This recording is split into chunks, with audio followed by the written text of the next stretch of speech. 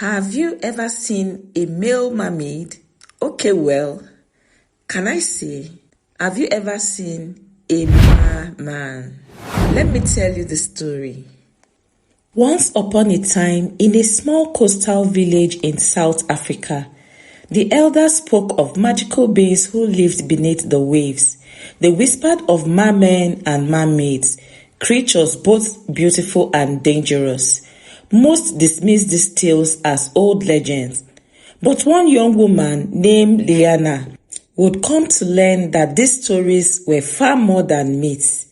This is her story, a tale of love, betrayal, and the lessons hidden in the deep.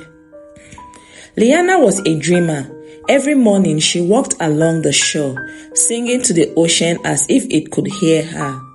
Her voice, clear and soulful, seemed to flow with the waves. She lived a simple life, helping her mother fish and gathering shells to sell at the market. Yet she longed for something more.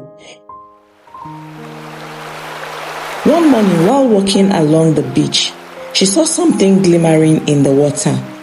She waded in, expecting to find a shiny shell. Instead, she froze in shock. Before her stood a man, half human, half fish, with a tail that shimmered in blue and silver hues. His eyes, sharp and green, locked with hers, and his face broke into a smile.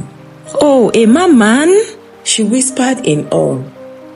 "I am Carlo," he said, his voice deep and soothing like the sound of the ocean.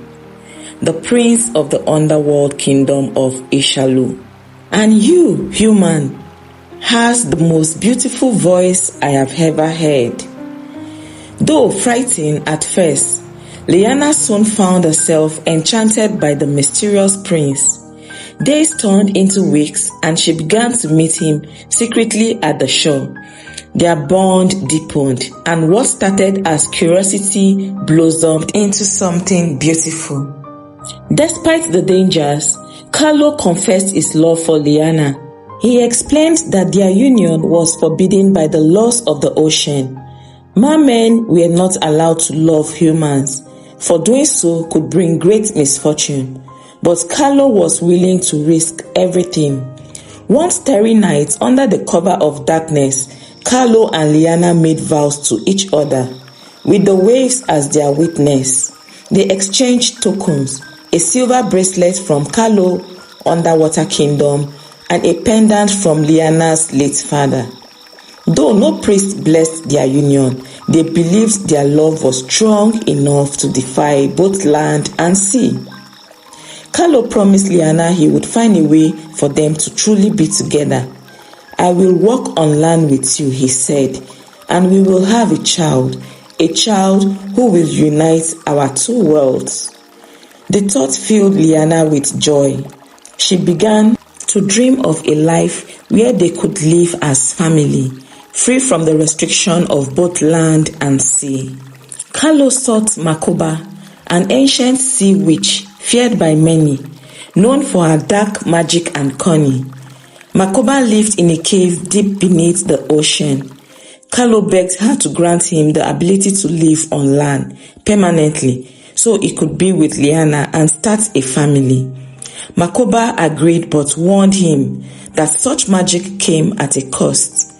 "You can walk on land, Prince Carlo, but the price must be paid by the one who loves you the most."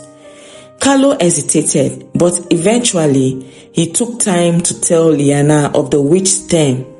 Without a second thought, Liana agreed to give up her beautiful voice. "I don't need words to love you," she said. "My heart will speak for me." Makoba performed the spell, binding their fates together. Carlo gained human legs and Liana lost her voice. The witch's parting words lingered like a shadow. "Be careful what you wish for, Prince. Love bound by magic is never what it seems." For a while, life was blissful. Carlo adjusted to life on land, and Liana's silence did not dampen their love. They made plans for their future, talking of a home by the sea and a child who would be the bridge between the two worlds. But as weeks turned into months, Carlo began to change. He grew restless, distant, and irritable. The ocean seemed to call him, and he often stared at the waves with a longing Liana couldn't understand. One evening, Liana discovered Carlo standing at the shore, speaking with Makoba. She hid behind the rocks and listened, her heart sinking with every word. "I can't stay here," Carlo said. "The land feels heavy, and my love for her fades like a tide receding from the shore. Undo the spell." Makoba chuckled.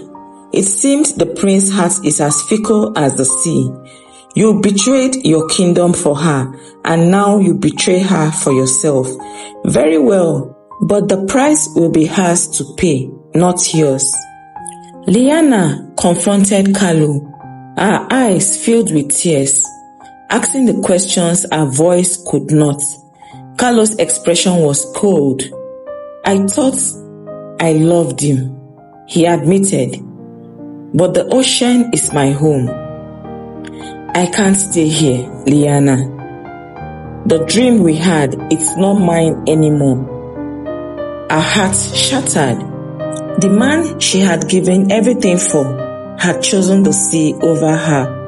Worse still, she realized that Makoba's magic was irreversible. Her voice was gone forever, taken for a love that was never meant to last. Makoba, however, had one final twist. She turned to Carlo with a sly smile. "You will return to the sea, Prince, but not as you once were." Before Carlo could protest, his body twisted and changed. His once beautiful tail shriveled into a grotesque form, and his voice, his princely commanding voice, was silenced. He was cursed to roam the shoreline as a shadow, unable to return to his kingdom or live fully on land. Heartbroken but resilient, Liana found strength within herself. Though she had lost her voice, she refused to lose herself. Instead, her spirit became stronger. She returned to her village, carrying the lesson of her pain with her.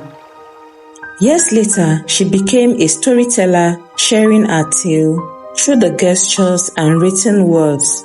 Her story served as a warning. True love should never come at the cost of losing oneself.